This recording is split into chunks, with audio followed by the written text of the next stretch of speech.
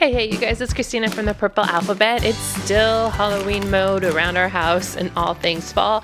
I have some activities to show you with candy corns and just a couple quick activities. Got my pack at Dollar Tree, of course, for $1. It's already half eaten because we've been doing some of the activities I'm going to show you. Really fun printable, free, of course, from totschooling.net.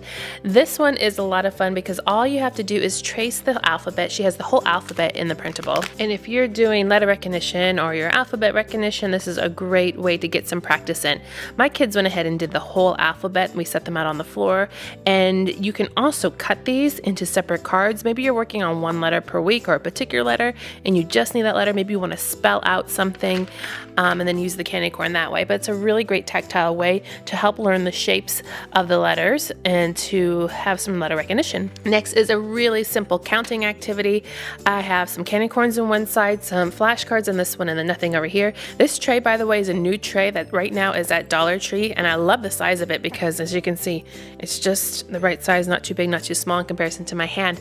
But what you do on this one is you have the numbers here, and you just go ahead and transfer over to the other side. 1, 2, 3, 4 for a counting activity. If you have more advanced kids and counting numbers isn't going to be a very difficult task for them, you can go up to higher numbers, or you can even do math problems in here. So just do math flashcards and then solve the problem that way. When you're done, you move them back to the other side, put the card behind them, and do the next one until all the way down at the end. Candy corns make great art projects. I have some construction paper here. This is the half-size construction paper that you get at the Dollar Tree, and I like this because you don't really waste the paper like a whole sheet. It wastes a lot. We're going to pull out a black sheet, and you're going to need some glue, and this is a great time to use those white crayons that never get used otherwise, and then some tissue paper squares, also from the Dollar Tree, but you can get some at Lakeshore Learning, and then around maybe at the craft stores. But you're going to pull out your orange, your yellow, and your white, and this is just a super simple but fun and easy activity to do. So on your white piece of paper, you're going to draw a candy corn shape, and then your child will take the squares, the tissue paper squares, and the glue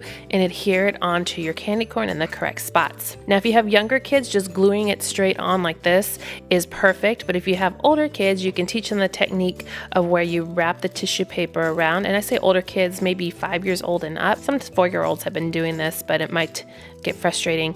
You put the glue on top and then you place it on this way so the tissue paper is standing up. I have 2 samples that we did this past week. So here is my 3-year-old where she just glued down the paper all on top of one another, which is totally fine and fun. And then this is the other way that I'm talking about. So when you put on the tissue paper with the top sticking up, you get this nice little textured thing, and it's a lot of fun, like a little collage. So you can do it either way. Both ways work, and both ways are just as fun. And then one more free printable. This one was really cute. Of all the printables I found, it's a candy corn activity book. So it prints out kind of 2 pages on each page. So what I would do, and what we did, is I would have my child cut apart the pages, and then once they cut it, we staple it together and began the book. So each page has a little different activity. So this first one, you'd color the candy corns and put your name on it. Here you would count and write the number of candy corn that you find in your bag. So it's a counting activity.